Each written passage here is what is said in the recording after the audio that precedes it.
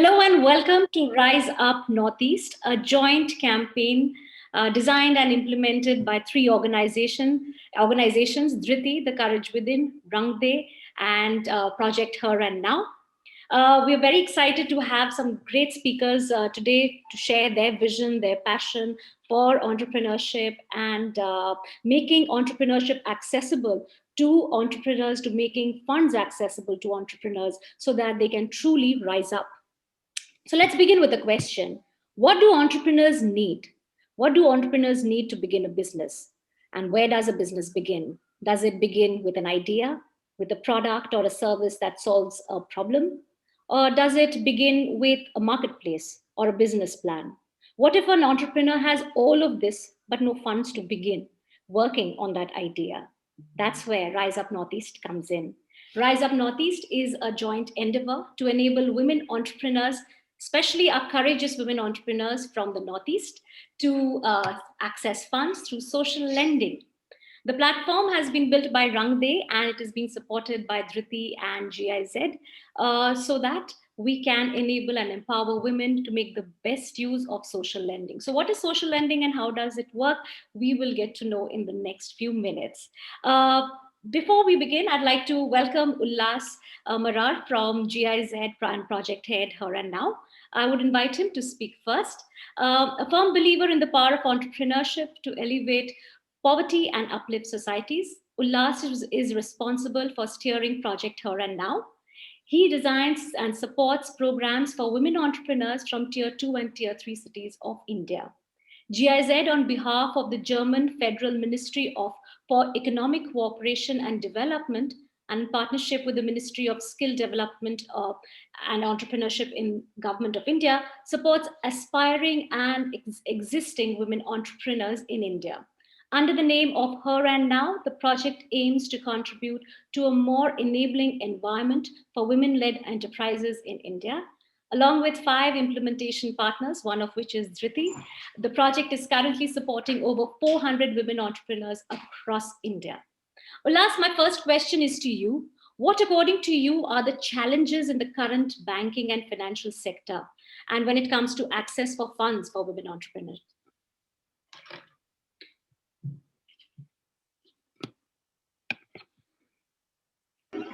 Okay, I'm audible, right? Yes.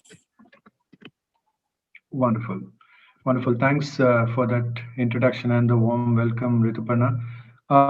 It's a very complex question because I feel that over the last several months, I've been on multiple panel discussions discussing this issue. And for some reason, on all of those panel discussions, there never was a banker. So there never was a financial institution. So I think we need to bring them into this conversation as well. But going by the challenges that we've seen from our entrepreneurs and also the documentation that's readily available, there seems to be a lot of inherent bias against women entrepreneurs that is not necessarily backed by data. So that's something that we as a project are trying to tackle as well. And I'm sure Nidhi will have a few thoughts to add because she's been very passionately working on creating this gender sensitization module for financial institutions. So yes, that's one factor certainly. But then there is also, if you ask a lot of bankers and financial institutions, they will also point to the fact that there is a lack of compliances, there is a lack of adequate documentation, and all of this is, all of these are factors that add to the processing cost for a bank, right? So there is a very real world implication to not having the right kind of documentation and compliances in place. So I think there are all these reasons, and through Project Her&Now, and I have to say that we are not the only project doing this. There are a lot of impressive initiatives out there which are trying to solve these issues, where they're trying to raise awareness of what financial options or what fundraising options women entrepreneurs have. That is one. Then they're also trying to work with these women entrepreneurs. So this is hugely critical because access to finance is often spoken of as as a standalone issue, whereas it isn't, right? It is part of it should be part of any entrepreneurship support initiative as well, right? So it unless you build competencies in an entrepreneur, the other aspects like the critical aspects like compliances and documentation are not going to improve. So access to finance is deeply linked to building business competencies, capacity building initiatives. So that is how we are viewing this.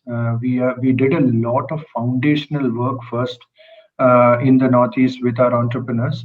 And it's only now that suddenly we're talking about, okay, now how do we get them funded, right? There's a lot of work that goes on before we come to that question. So yeah, a lot of issues, but also a lot of opportunities. And I also want to give credit where it is due.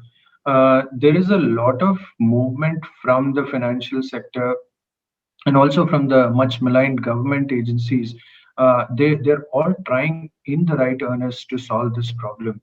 We've seen a lot of intent in our conversations from government bodies and also financial institutions. They do want to change. They do want entrepreneurs to avail of what they are putting out there. So it's just a matter of time and the right kind of collaboration avenues before we start making real progress on this issue.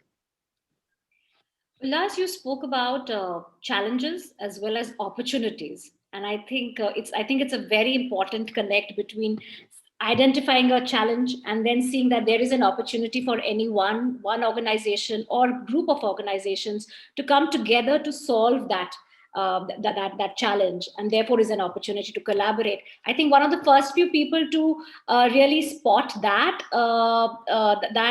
challenge was Ram when he started Rang De. So my next question is to Ram. Ram, tell us a little about what was the challenges which got you to start Rang De. But before that, I'd like to introduce you to people who perhaps don't know what is Rang De and who are you. Ram is the co-founder and director of Rang De. He was chosen for the Ashoka Fellowship in 2012 in recognition of Rang De's game-changing efforts to lower the cost of credit. Prior to starting Rang De, Ram worked as principal consultant for Vignette Europe Limited.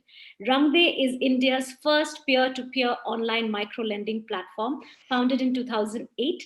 Rang De connects individual social investors to a community of curated entrepreneurs across the country. And I think the whole emphasis on curating entrepreneurs who have potential, who can grow, and the beauty with which you connect an individual investor to a promising entrepreneur through Rang De is a very unique platform by itself.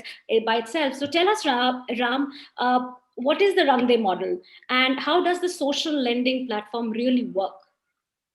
Yeah, thank you so much, Ritu, for having me and Rangde on this panel. So, so just to go back, when we started, we were thinking of starting Rangde. There were two things which really, made us really focus on this problem. So back then, this was 2006, when we were researching and really thinking of coming back to India and starting something. So back then, if you looked at the financial inclusion as a whole, but specifically if you looked at access to credit, less than 10% of India's eligible population had access to credit. The other challenge which we noticed was that the cost of credit, even if you look at microfinance in particular, the interest rates were exorbitantly high. They went as high as 60%. So what we really wanted to see was to see if we could leverage a model which was just taking off in the UK and the US, a peer-to-peer model, which will not only provide an alternative to traditional sources of credit, but also help bridge the empathy gap which we have in our country. Because the money comes from an individual and not from an institution. So that was a genesis, very briefly, how it all began. And we've been around for a long time now, so 13 years and counting. So 2017, it was interesting. It was a year of inflection for us because the Reserve Bank of India felt that this needs to be regulated. So one of those rare instances where RBI decided to proactively regulate a sector which had still not come together. And we had no choice but to, in deference to those guidelines, we had to set up a new entity, and now we are a NBFC peer-to-peer. But this regulation is actually quite revolutionary in many ways because if you were to borrow today, if I were to borrow from you, Ritu, it would be considered as an informal lending. But if you were to lend me money via Rangde or any other peer-to-peer platform, then it would now will be treated at par with any other financial institution borrowing. Because this would now get regulated by RBI. This would also get recorded in all the 4 credit bureaus in India. So that's the power of peer-to-peer. And it's a beautiful regulation which has beautiful structure and a lot of safeguards. So how does the model work? So it's quite simple. You need to obviously get a license now. And so let's say you lend money to me. It goes into an escrow account. This is where the safeguards come in, and it's very well thought out. So there's an escrow account which the money goes, and so let's say I need a loan of 10,000 rupees, and you decide to give only 2,000 rupees. So the money would go and sit in this escrow account until the entire amount is raised. And when the entire amount is raised, the money would flow directly into my bank account, which is the borrower's bank account. And when the money gets repaid, it's also very interesting how it's structured. The money would then go into a repayment escrow account, and it would stay there until you, as a lender, can decide whether it should come back to your bank account or it could go to someone else. So this is very, in its simplest form, this is how it works in the regulated, entity as we are today. And the other part really is, as I was talking earlier, it's not just an alternative to traditional sources of capital, but it also helps people connect. Now how does that work? Because what we really do is, and thank you for bringing this out. We curate the communities of borrowers across the country, and what we really mean by that is we believe in enabling responsible borrowing. Yeah. It's very important, to highlight this word responsible, because it's one thing for a lender to say, I'm a responsible lender. But it's a completely different thing for us as lenders to enable, as ecosystem players, to enable responsible borrowing. What does that mean? It means that we help them decide for themselves how much they want to borrow, when they want to borrow, how long they want to borrow, and while doing so, they also have full access to these terms, and they have the right to change these terms if they want to. So this is, this is as good as it can get. But this is what a peer-to-peer lending platform can potentially enable. So that's what we do. And also, as a lender, we have individuals like ourselves, on the other side, and they can actually look at the profile of the entrepreneur, even watch a short video of this entrepreneur, and lend money. And for Dhriiti, and especially for this project, Her&Now project, we've done, we've pioneered something perhaps for the first time in the world, where we give the power to the lender, and we call them social investor, to decide how much interest the borrower or the entrepreneur should pay. Now that's amazing because it's quite dynamic. So based on what the social investor decides, the interest rate in real time decreases or increases depending on how much I want. So very briefly, that's the model, and that's how it works. Yes, I'm going to have more questions for you on, how does one really jazz up their own profile, and how can they really benefit from this for individual entrepreneurs. And of course, we're going to talk a little bit more about that with some time. Let's move on to the third bastion, the one who we are really creating this platform for, and that I For that, I'll invite Nidhi to come on board. Nidhi is the co-founder and executive director of Dhriiti, a not-for-profit to inspire entrepreneurship and creating enterprises with focus on women. Nidhi has an experience of over 15 years in designing entrepreneurship models for impact. She is a passionate advocate of women entrepreneurship and has worked for over a decade in building women-led enterprises in both rural and urban communities. She led the design and implementation of women-focused business acceleration programs with the Sherry Blair Foundation for Women in India, GIZ, and many, many others. Nidhi, at Dhriiti, you constantly talk about the need for having adequate financial literacy. Where and how do entrepreneurs, and particularly women entrepreneurs, stand with respect to their financial literacy? Do women entrepreneurs truly understand what are the available funds for them and how to access them? So as women, we do understand money more than anybody else. So let me start with that. But yes, I know there are gaps when it comes to finance and business. When these two terms are put together, and we see that in the context of women entrepreneurs, there are a lot of gaps. Ullas has already spoken about some of the things that are very, very visible. And I'll focus on the Northeast region because that's what we are talking here today. Some of it is generic and some of it is very region specific. But there are two or three big things. One is just lack of information. So I as an entrepreneur do not know what are the various options I have. What are the pros and cons of these options? How do I access this money? What will it mean for me? What is the meaning of getting a loan vis-a-vis getting somebody to invest in my business? So there's just lack of information, and then there is malinformation.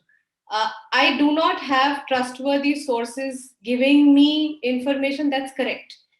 So I mean, I've heard horror stories like somebody has come and told the woman entrepreneur that if your business goes into a loss, the government is going to fine you. So there is all kinds of malinformation that's around, and probably for that reason they're not able to really figure out whom to trust, which source is trustworthy, where do I go. And that's why also probably they are sort of not reaching out as much as they should be, not taking the kind of risks that they probably can when it comes to finance. That's one part of it. Ullas spoke about compliances, and I know between us and GIZ in the Her&Now project, that has been a constant discussion. That compliances is something, it has both sides, So it's, on one end, we can talk about simplification of processes, we can talk about transparency, we can talk about all of those things when it comes to, what compliances should be necessary for a small entrepreneur, especially women entrepreneurs. But then there is also the other side. There's other side of preparedness. Am I ready to access a formal finance?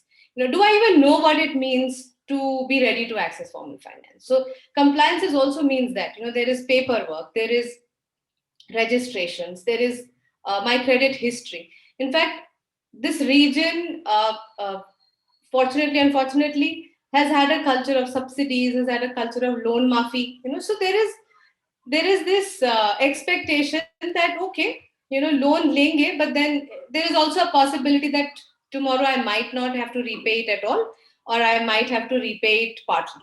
But that's not how things are going to be. Things are changing, and credit history, credit worthiness of an entrepreneur is a huge factor when it comes to raising formal finance. So a program like this is also about, it's easing the way of the woman entrepreneur into something which is completely formal, and also it's not scary. It's less scary than some of the other regular traditional sources of formal finance. There are, you're raising smaller money, you're repaying it over a period of time, you're dealing with individuals rather dealing with big organizations and institutions. So it's less scary, but the idea is, how do you ease their way into something that's fully formal? And I think that's where I see the value in what all of us are trying to do together. talked about not be it being less We can't hear you, Ritu. Can you hear me now? Yeah. Okay. You spoke about social lending, or rather, for an entrepreneur to really access a platform like Rise Up Northeast to be less scary than the traditional systems, and I find that very interesting. A thought by itself, to really proactively think like an entrepreneur and say that this is what she's thinking, and therefore let's try to counter that thought in her head. My next question, therefore, is to Ullas. Ullas, tell me a little about this, that when it comes to borrowing money or investing in a business, how do women really start their businesses? Do they pitch in from their personal accounts?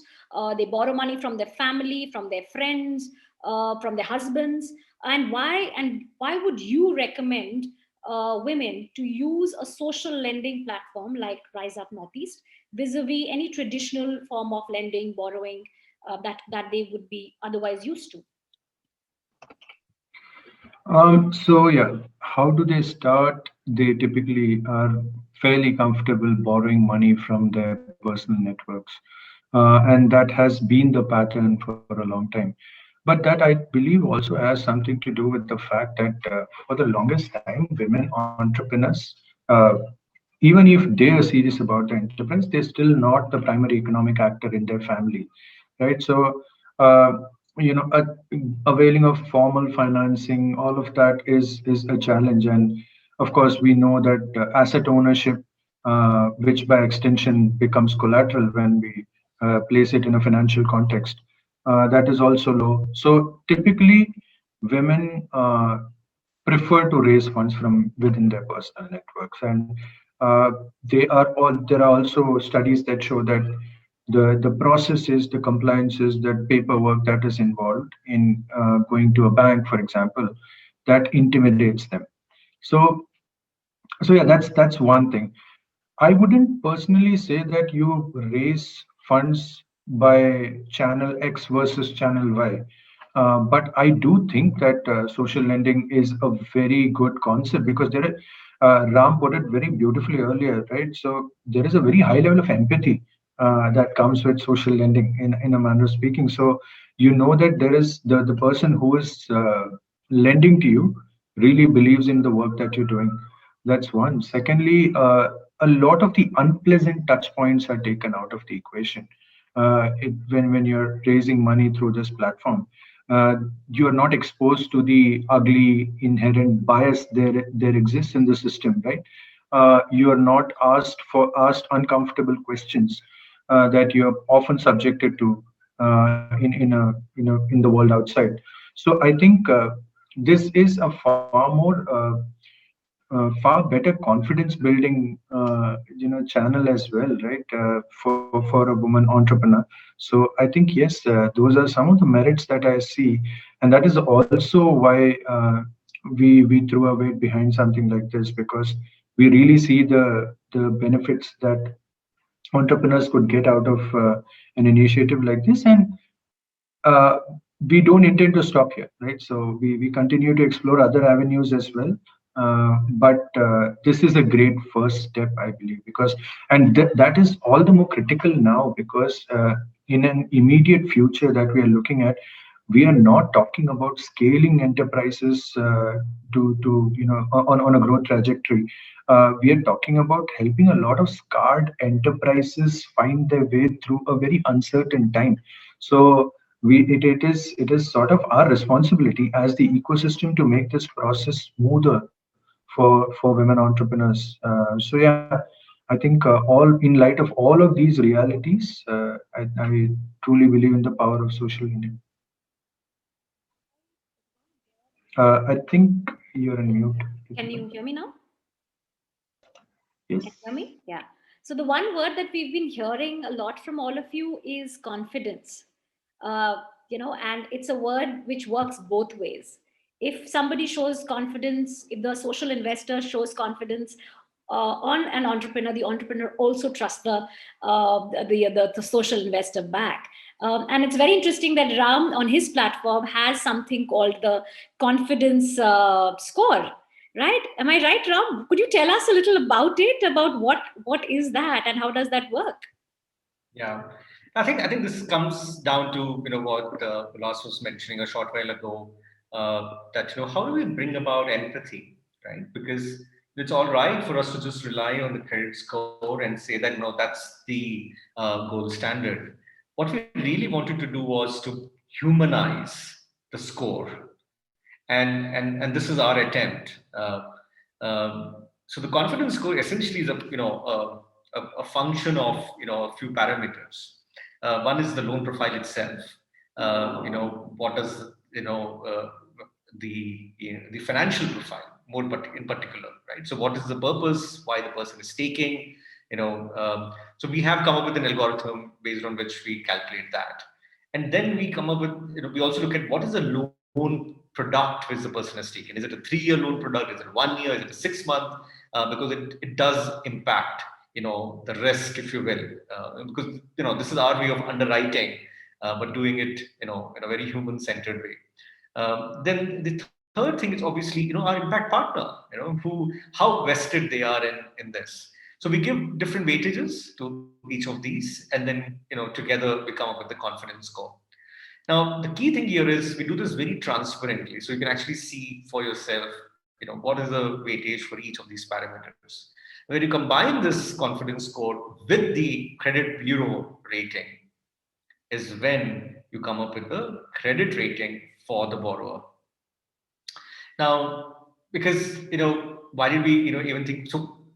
Do this. One is obviously to humanize, but also to ensure that we are not excluding anyone. Now, it's quite possible that somebody may have a very poor credit score because of their, because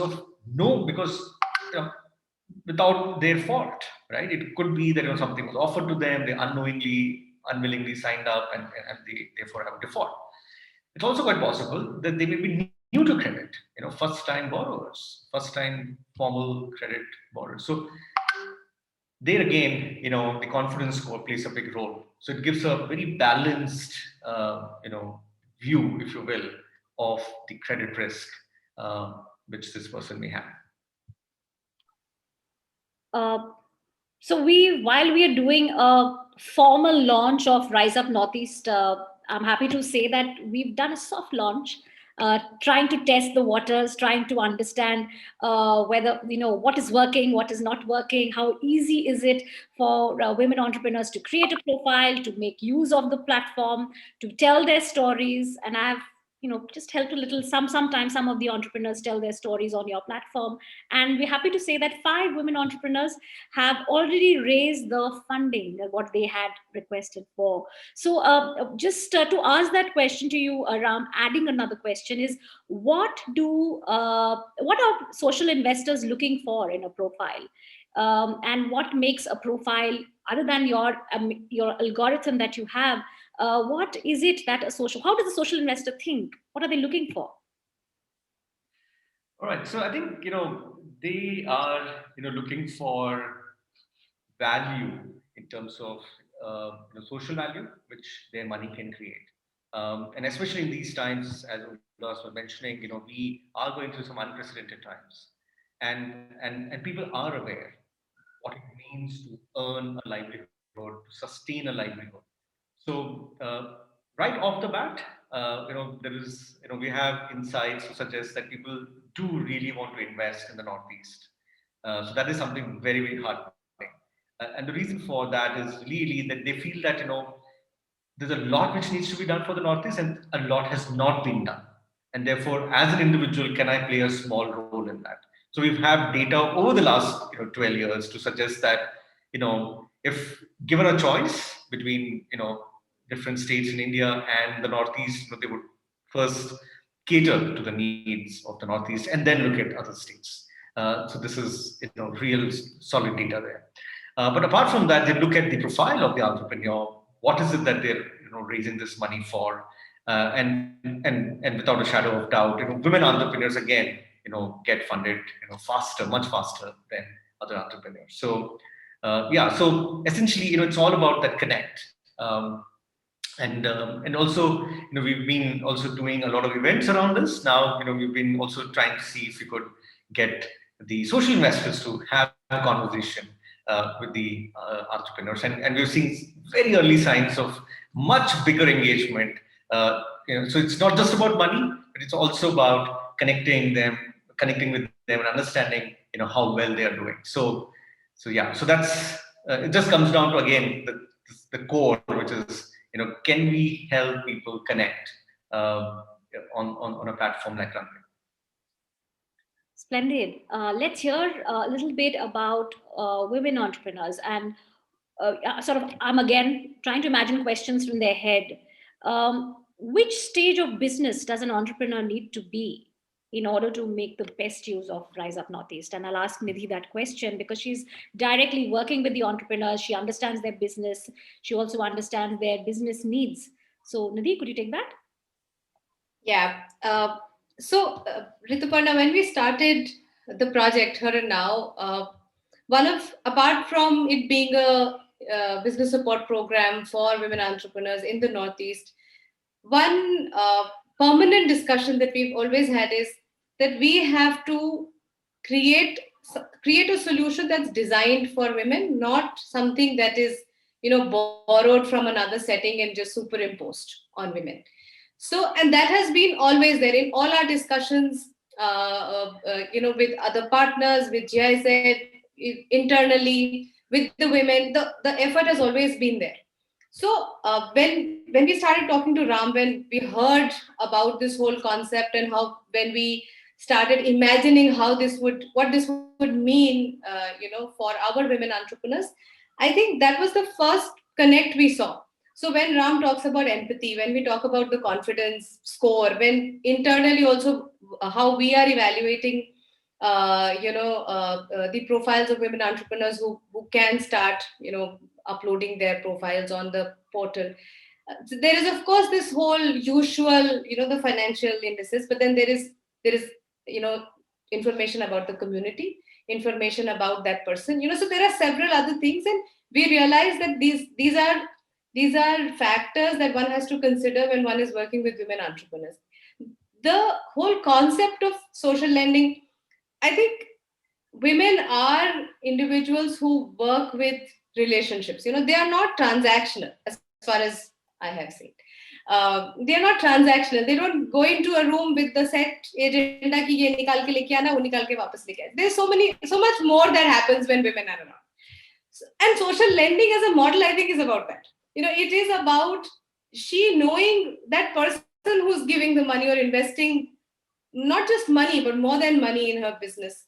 And I feel that this model also has the potential to, become not just a lending model, but lending, come mentorship, come, having ambassadors for my business, people who believe in me, people who believe in my business, who talk about my business. So, it's about creating that kind of ecosystem for each woman entrepreneur through just a lending platform.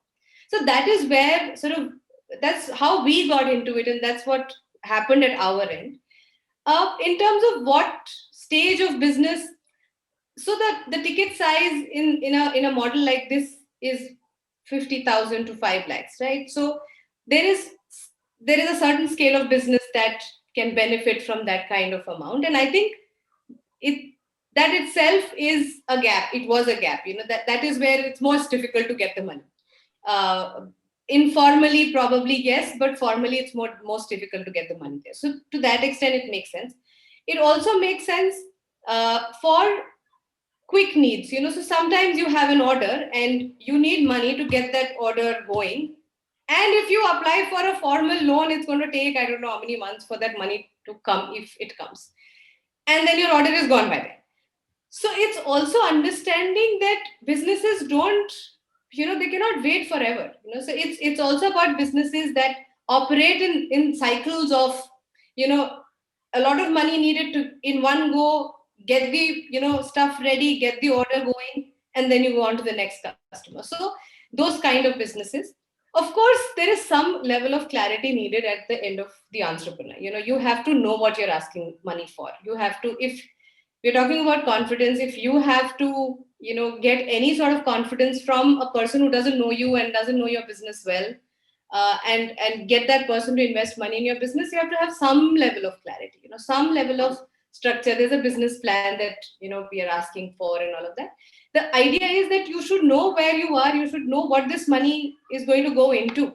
A lot of times money is borrowed and then spent without understanding that ideally this money should have generated returns and I'm supposed to repay it.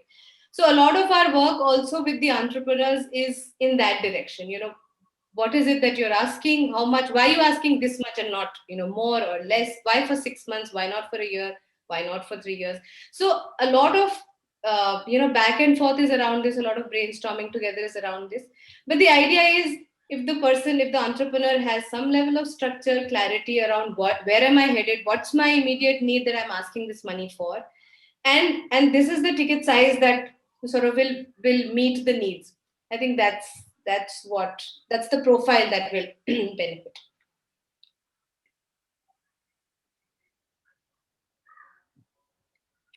You're on mute. Mute. Sorry. This is a question which I'd like to ask anyone, and maybe because this I had put it as a question on the side. Are there any biases when it comes to women entrepreneurs and the kind of businesses which get easily funded even by traditional, let's say, financial institutions? And especially when we talk about women entrepreneurs, things like handloom, handicraft, they are likely to get funded more because, I don't know, is it because women and these businesses are easy, but somebody who's running a fitness center, like in the case of Cheryl, may perhaps find it difficult to get her business funded or access to funds. And Cheryl is one of those early entrepreneurs who created a profile on the platform, and she got the money that she was looking for. So any biases in women and the kind of businesses they run? So yeah, I'll just take a shot at it. I think there are definitely biases, but there are also some more nuances to it.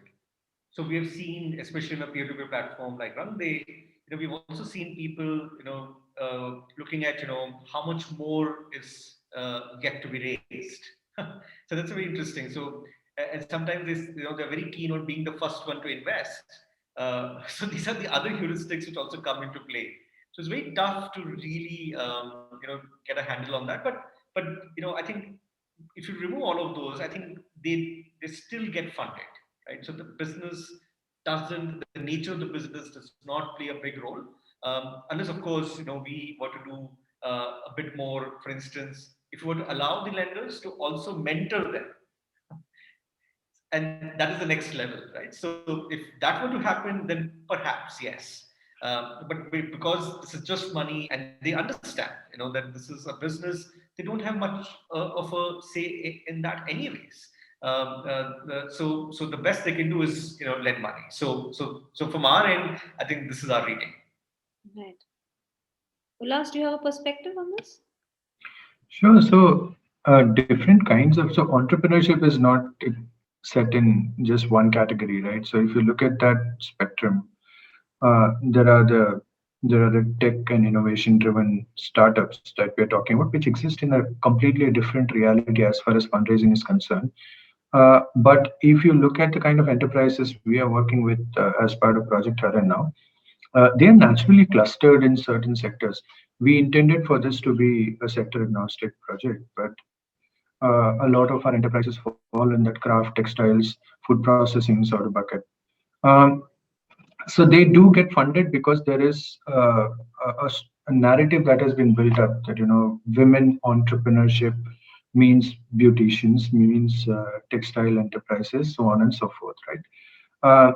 And as an extension of that, the assumption is that that is what women can do well, right? So there are certain systemic biases, absolutely.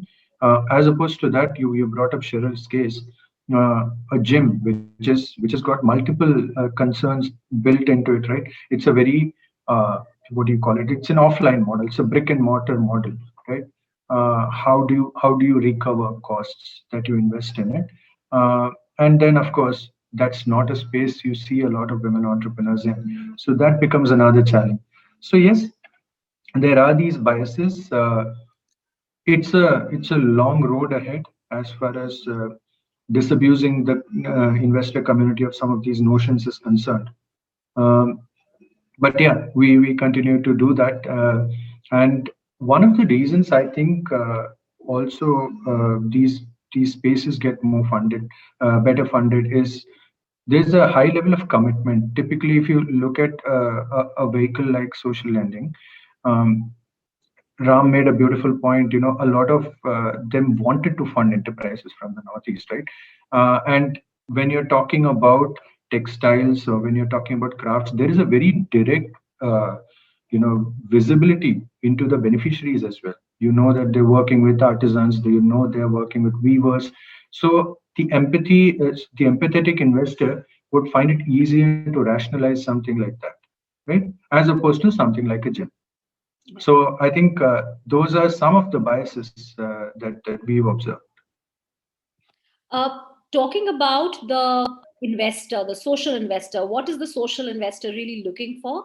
I have an open question, and maybe all of you can, because that's where our campaign is really going to reach its mission. If we bring more social investors to look at entrepreneurs in the Northeast, understand their potential, see where they want to take their businesses, and then invest. I understand that Rangde already has a steady set of social investors who are used to the Rangde platform, and they are willing to invest in the Northeast. But from the entrepreneur point of view, from the ecosystem point of view, where and how do we bring more individuals into the whole campaign as a social investor? That's again a question to all of you. Anyone who can answer it. Yeah, I'll take a shot at it. I think a social investor, is somebody who wants to do something good, and sustainably, right? So, and I think, and if you look at, the number of people who actually donate online, not lend, it's a very small percentage of what it can potentially be. And if you were to look at how many people lend online, that's even much, much smaller percentage. And we're just getting started. And I think what we've really seen, at one end, we're reaching out to first-time borrowers, but also on the other end, we're creating first-time social investors. I think, we have enough evidence to suggest that it's a big hit with millennials, with young professionals, across all age groups. And the reason being that, they see this as a much needed transparent platform of, making a sustainable difference, in the life of somebody who could be miles and miles away from where they are. And also, when I talk about transparency and sustainability, what I'm really referring to is every rupee a social investor lends on the platform, all of it goes to the borrower, right? So that's the first part. The second part is how much is the interest rate, right? Both in the fixed terms, but also in the APR terms. That's something which we publish and also explain to a social investor how this interest rate works. And I think, and that is again very critical. So a social investor, as you rightly said, Ritu, I think we do have a community of social investors from not just India but around the world. And I think if you want to really increase this tribe, we would need to reach out to the alumni of all of the states where these entrepreneurs come from, because the non-resident, members of the society, and because they would definitely want to give back or connect back with their community. And I think we see a very strong connect there. So if there are two states and one of them happens to be my home state, even though I've never lived there, I've just gone there during my summer vacations, I would still go and invest in the community there. If I don't have my home state on the platform, then I would look at a nearby state. So the home state still does play a role. So yeah. Great. Now that we've talked about how to get social investors on board, how do we get women entrepreneurs on the platform to make use of it? I think success stories are one way that, there are women who've applied for loans and they've been able to raise the funds, and this is where they are taking their business. How do we encourage more women entrepreneurs to make use of this platform? Nidhi, Ullas, anyone? I can probably start and Ullas can add. So one, and I'm seeing this purely in terms of what I as Dhriiti can do. One would be just helping the women understand why this model, this form of borrowing is going to work for them, because a lot of things around financing are like this, very ambiguous kind of one big cloud. बहुत कुछ होता है, but I'm not sure क्या क्या होता है. Actually, sort of sorting it out for them and saying, yeah, these are the things. This is all you need to apply. This is all you need to be up there on the portal. These are the risks.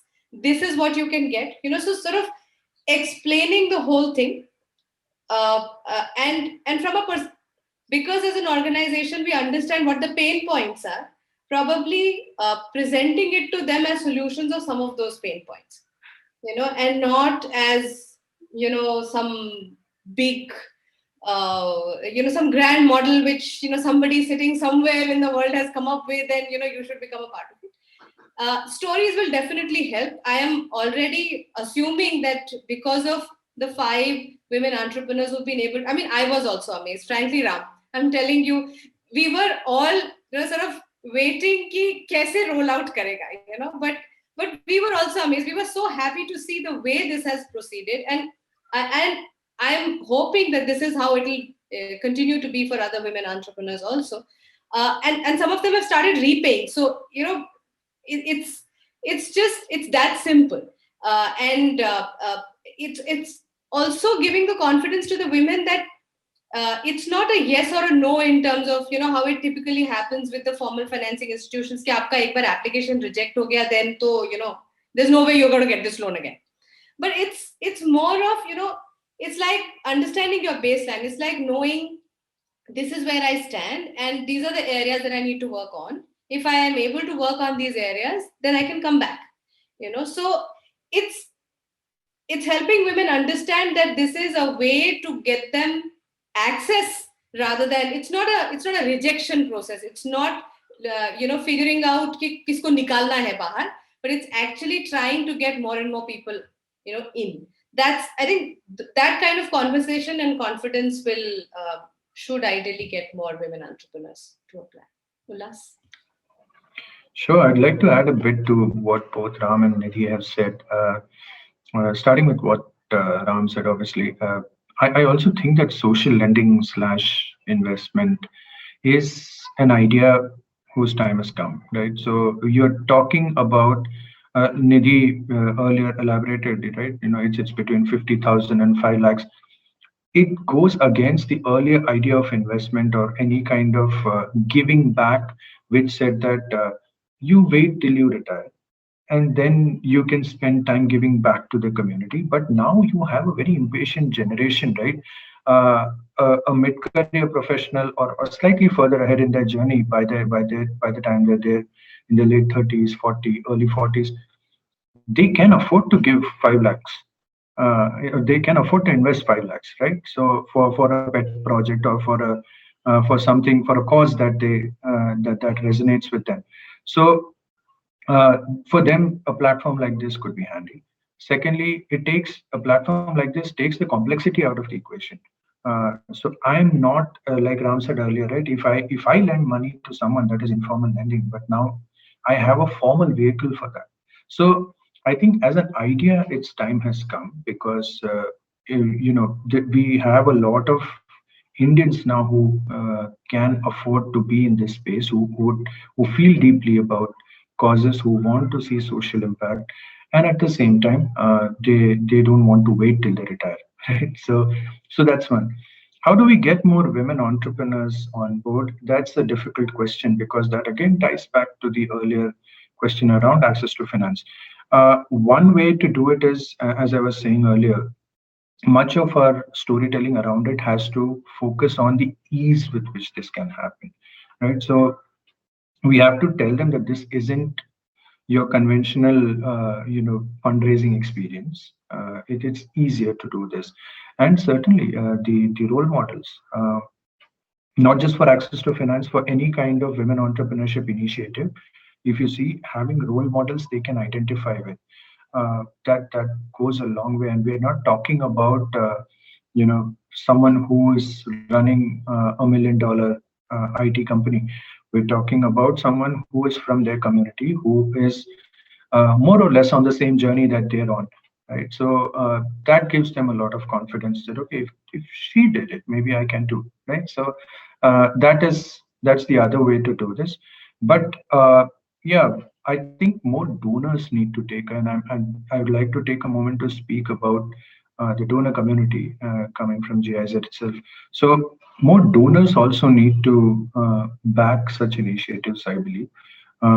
Let's also consider any new approach that emerges in the space. Let's not always focus on the conventional banks and VCs and all of that. Let's throw a weight around behind such initiatives, which could solve a very important, a very critical pain point. Now, like Nidhi was saying, we did a test run with 5 entrepreneurs and they've gotten funded. It has solved a problem. So the evidence is there. Now it is up to the donor community to either take that evidence and act on it and scale it up, or to say that no, we still are going to invest all of our time with other traditional sources, right? So I think the onus is on all of us to onboard more women entrepreneurs, and hopefully we'll get a few things right as this model evolves. We do have a question on Facebook, which is from Lakshmi Bai. She's asking, is Rise Up Fund only for women entrepreneurs of Northeast? So it's not a fund, it's a platform. That's one, I'll correct that. But is it only for women entrepreneurs of Northeast? Rise Up Northeast? Anyone? What do you think? Sure. Rise Up was designed as a campaign for entrepreneurs from the Northeast, but Rangde isn't only from Northeast, and I'm sure Ram will be happy to chip in. But in general, this was the first step that we took. We are certainly interested in reaching out to women entrepreneurs from other regions as well. So we will continue to build that out based on the learnings we get from the field, based on the learnings we are able to take on board with the first pilot. So yes. I have one question which is open again, maybe because it is it could be a question which comes from an entrepreneur, that she has an idea. Right now an entrepreneur has just an idea, but she doesn't have a business yet around it. Is Rise Up Northeast, she may need funds to work on that idea. Is Rise Up Northeast for her? Anyone who wants to answer this? I would suggest that Ram take a stab at this, because I don't know what the historical evidence suggests on a platform like Rangde. Is there a confidence score for somebody who does not have a business yet but has an idea? Yeah, I think it just comes down to how we are able to curate this application. Because they would definitely need support to think through their plan. So it's absolutely fine if they just have an idea, as long as they have thought through the idea. They've done enough research. They've put a plan in place, and they have somebody to guide them. So, and in this case, we have this wonderful platform, Her&Now, and if the platform can guide them, I think the confidence score on Rangde would be quite high. Nidhi, would you have an answer for that? I think the question is very valid, because as a program, of course, we have a mix of women entrepreneurs who have enterprises and the other half who are sort of building enterprises. And it's not like you don't need money in that stage.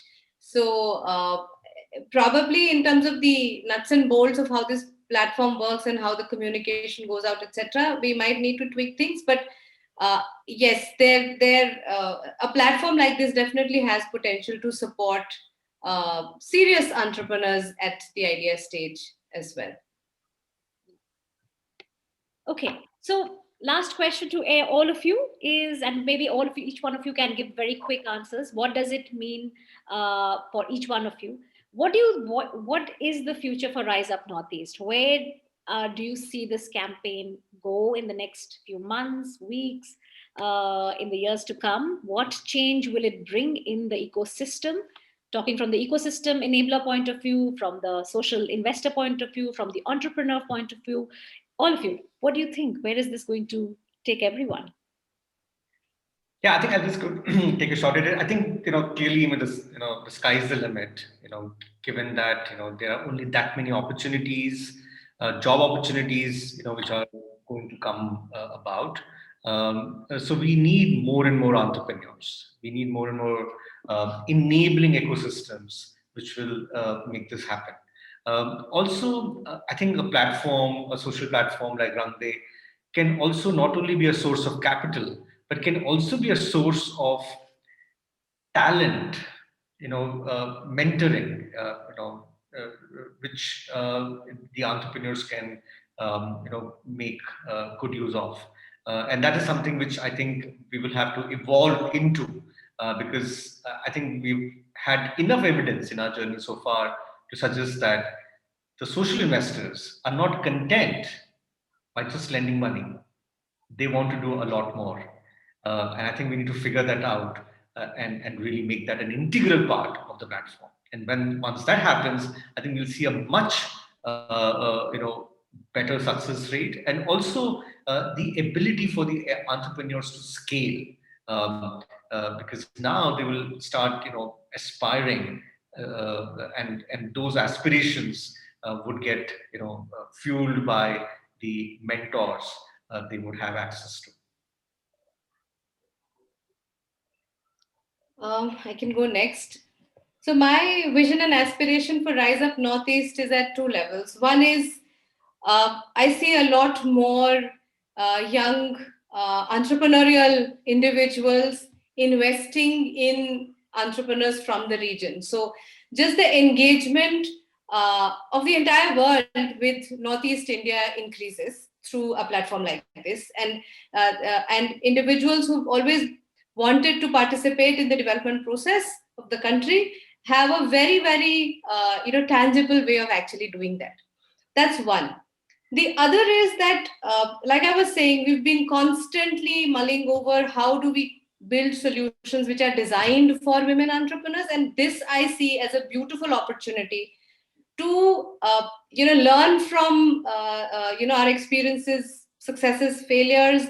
We hear what women are saying, when they get money, when they repay money, when they interact with their social investors. And we gradually, over a period of time, build a robust model that works for women entrepreneurs. It's not just any lending model. It's a lending model, it's a financing model that works for women entrepreneurs. And I think that'll be, that'll give me happiness.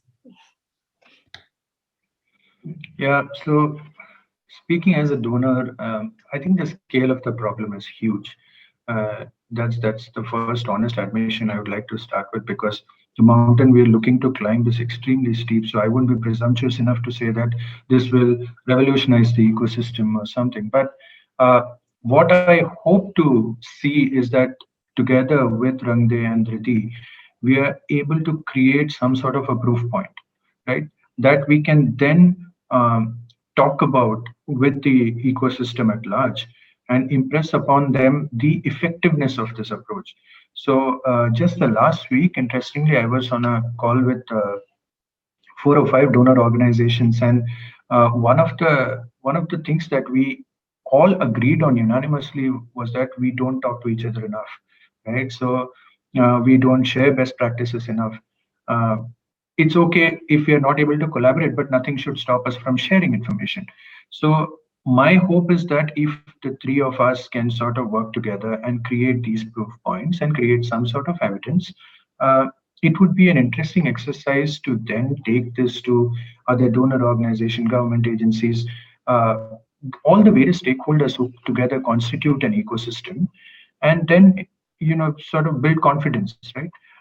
And then maybe we will be, over a period of time, maybe we'll see wider acceptance of this vehicle itself. I know I'm speaking for Ram here, but I'm pretty sure that I can safely assume that if many Rang days came to the market, Ram would be the first one to celebrate, because that just mean that the approach itself is being mainstreamed. So that is what I'm hoping for, and I'm very excited about the start we have made. But as I said earlier as well, we are not done. We are not stopping here. We would like to see a lot more work done in this space. I think we already have a lot of interest coming in, Ullas. If I can just add that people are writing onto our Facebook page. They want to know whether Rise Up will be available in Rajasthan. I think they are, women entrepreneurs who are listening very keenly, that they want to access funds and they want to have a similar platform for them as well. So I think there is already a greater interest coming in. On that note, thank you so much, Ullas, Nidhi, Ram, for joining me this evening. This has been a wonderful evening, and I hope we've been able to really explain the entire campaign to women entrepreneurs and also to social investors who may be looking in, tuning in to understand how best they can participate in a platform like this. From a storyteller communications point of view, I totally believe that great things happen when you empower any person to tell their story. And when you bring connections, when you bridge two people, when you bridge two people on the basis of empathy, great things happen. And I think that all of that happening very beautifully in a platform like this, in this campaign. So from Dhriti's point of view, we have decided that we're going to speak to more of these women entrepreneurs, bring them forward, let them share their stories a little bit more than what the profile really gives them an opportunity to, so that they can really talk about their business, share their passion with the world. And once they do that, we hope that that message or their business reaches the right social investor, and they are more than happy to know a bit more about the entrepreneur and therefore invest in our business. So we'll continue with our Facebook chats through social media to give visibility to all our women entrepreneurs and make the best use of it. Thank you so much for this evening. And Rise Up Northeast has just started.